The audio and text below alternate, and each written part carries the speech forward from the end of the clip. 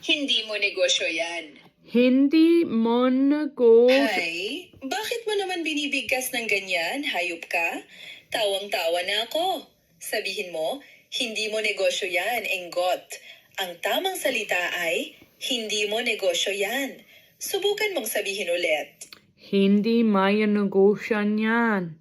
Hindi may negosyo yan. Bakit mo naman binibigkas ng ganyan? Hayop ka? Sabihin mo, hindi mo negosyo yan, enggot.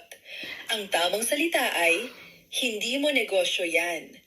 Sige, subukan mo ulit. Hindi mo negosyo yan. Naku, hindi mo negosyo yan. Hindi mo negosyo yan. Sige nga, sabihin mo, hindi mo negosyo yan. Makinig ka, hindi mo negosyo yan. Sige, ituloy mo. Hindi mo negosyo yan. Mag-focus. Hindi mo negosyo Oh yan. my God. Idiin mo ang mga tunog.